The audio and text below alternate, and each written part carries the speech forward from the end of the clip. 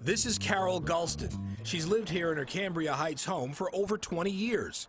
Ms. Gulston is 74 years young and newly disabled. I was going to convert my kitchen to a handicap accessible, wheelchair accessible kitchen. Last August, she contacted some local people in the know and ended up with a contractor named James Gray. Oh, he was very personable. He could do the electricity, the plumbing, the painting, the flooring, everything. Carole says she did her due diligence, checked with Consumer Affairs for his license, looked up his Better Business Bureau record, and called the Department of Buildings. And under the name of James Gray, he's a licensed contractor in good standing. Carole's story begins here at the P&L Home Appliance Center. Someone in here named Patrick recommended a contractor named Richard Hyatt. Richard Hyatt, in turn, recommends James Gray, A.K.A. Derrick Burrell. Hey, Derrick, how you doing? Yes, Derrick Burrell. Someone I personally watched police arrest 2 years ago. Someone I've been doing stories on now for the past 4 years. Why is this guy not in jail? What do you say to the Berniers? It was a couple of years ago. You gutted their entire house. You took a lot of money from them. They had no place to live.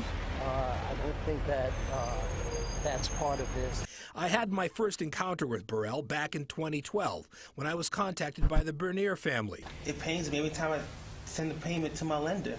They had hired Burrell to renovate their entire home. Burrell took their money, gutted the property, and disappeared. Never had the permits to begin with.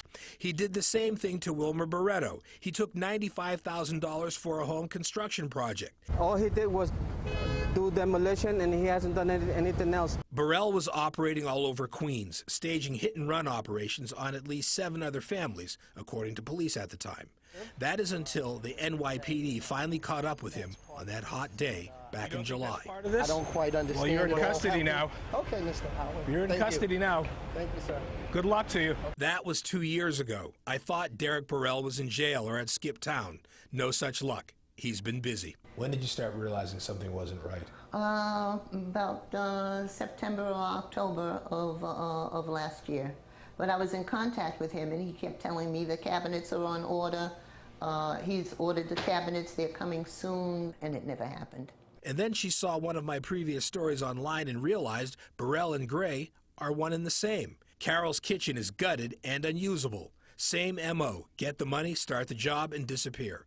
Burrell is up to his old tricks, and now he's left a 74-year-old woman in a wheelchair without a kitchen. Now he doesn't even take my calls. I've spoken with the police. The district attorney's office has been here. I've given them all the information, and they are involved with it. They said that there's a possibility they'd be able to arrest him, and I would press charges. And here's the latest on this. The guy I mentioned who referred Derrick Burrell to Carole tells me he personally is going to make sure her job gets finished. We'll see about that. Why is Derrick Burrell still on the street? Believe it or not, he still hasn't faced trial for that 2014 bust. And the Queens DA is working a number of cases involving Burrell, A.K.A. James Gray. If you have a problem with him under either name, call the Queens DA Consumer Fraud Division at 718-286-6673. That's 718-286-6673. Can't believe this guy's still out. I can't either. 2 names, and those are the ones we know about right now. Yes, right now. In what areas in particular is he working He's operating out in Queens. Okay, Queens primarily. Queens primarily, and it's like an old affinity scam. People know him. He comes across as a very amiable, church-like kind of fellow. Sure.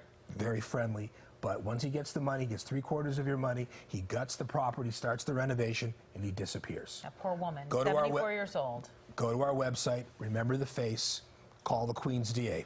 All right.